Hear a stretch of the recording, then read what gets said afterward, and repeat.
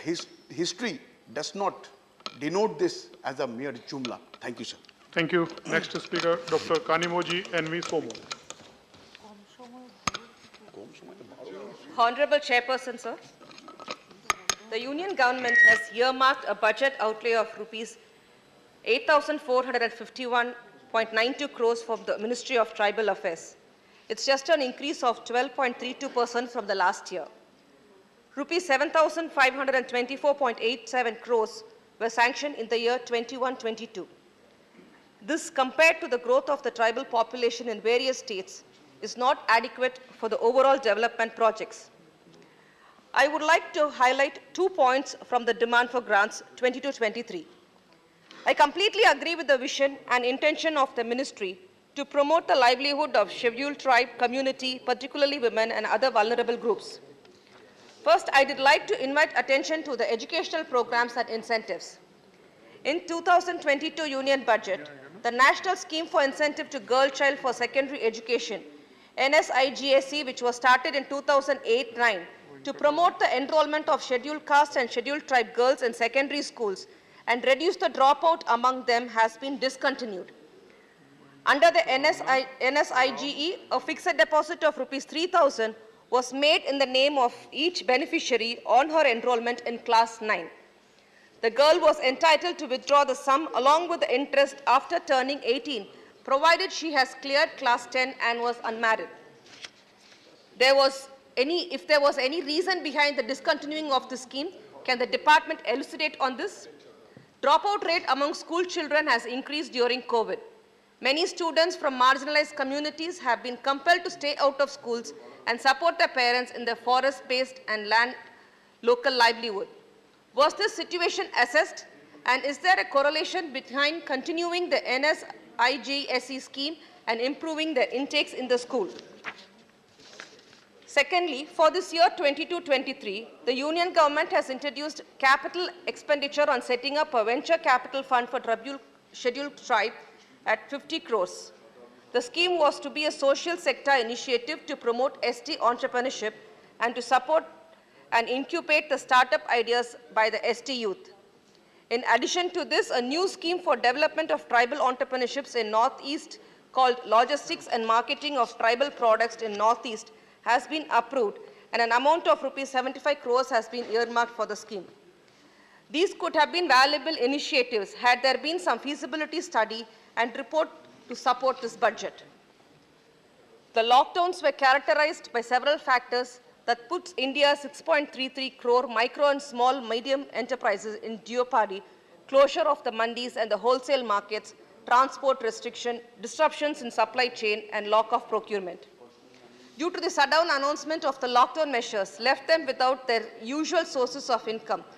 The resulting financial insecurity had knock-on effects on the safety, health, and education of these communities. During the lockdown, instances of the forest land diversion defied this act, where the Environment Ministry has given clearance to 11 projects across the country and issued new guidelines for relaxing forest and environment clearance norms for mining by new leases, MOTA 2020. Some of these projects that required forest diversion were allowed without consulting those Grama Sabhas. Against this background, how do we explain the two new schemes to be benefit to the tribal community?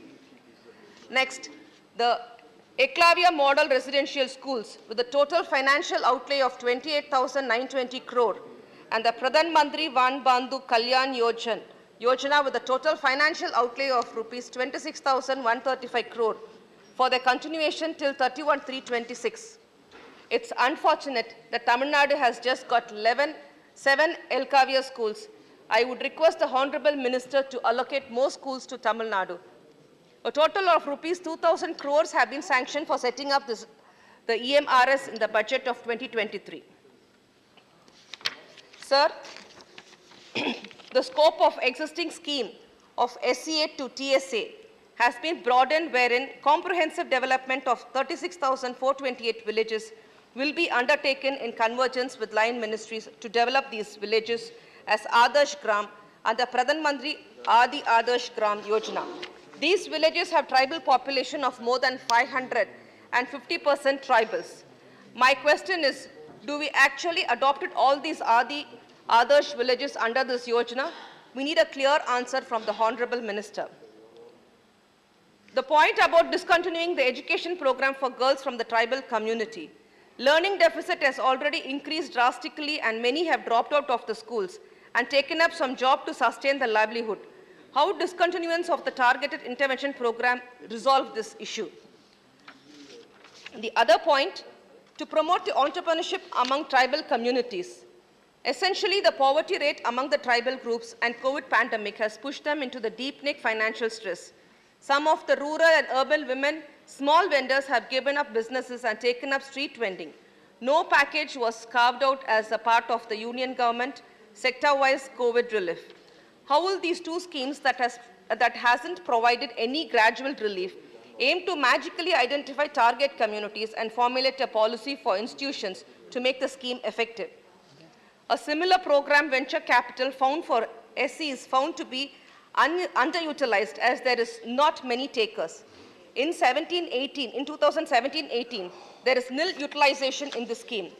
How can the new scheme avoid the redundancy? Was there any baseline study done? Any consultation with the community undertaking? Any experts, including civil society, have offered recommendations? Can we get more information on how the department would implement the scheme targeting STs with effectiveness? Sir, some of the government which has taken monitor schemes which have been implemented need to be monitored properly and purposefully. One is the Elkavia model residential schools which need to be implemented throughout the tribal areas of the country.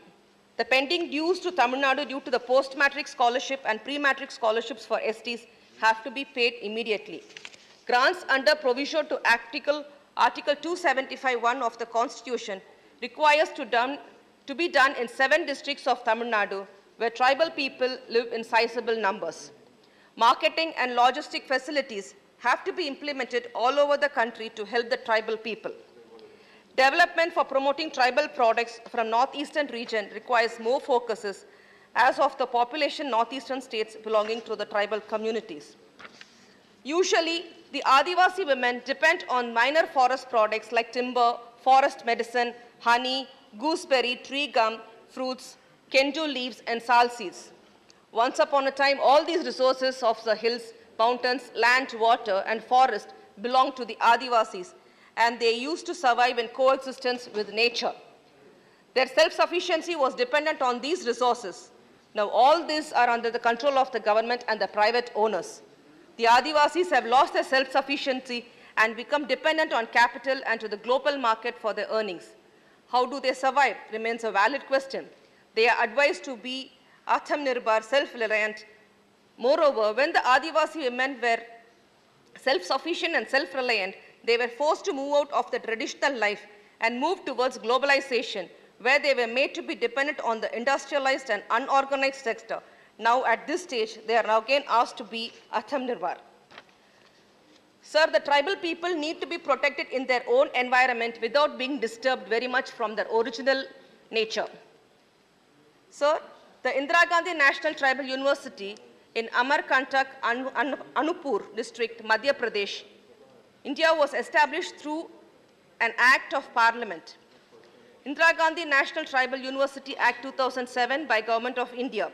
We need a tribal university in Tamil Nadu for enhancing the educational aspiration of the tribal population in the country. There are about 36 groups of tribal population in the state, sir. Sir, in Tamil Nadu, Adi Dravida Housing and Development Corporation Limited, TADCO, was incorporated in 1974, a brainchild of our visionary leader, the then Chief Minister Dr. Kalaignar, under the Companies Act 1956. This is the first of its kind initiative in India. No other leader has shown such a love and care for the marginalized people in the country. The very important tribal development measure taken by the government of Tamil Nadu is imparting skill development training to tribal people, sir. Tamil Nadu, under the dynamic leadership of our Honorable Chief Minister Thalapathy M.K. Stalin, has several path-breaking schemes and training programs exclusively for the development and improvement of the overall status of the tribal population.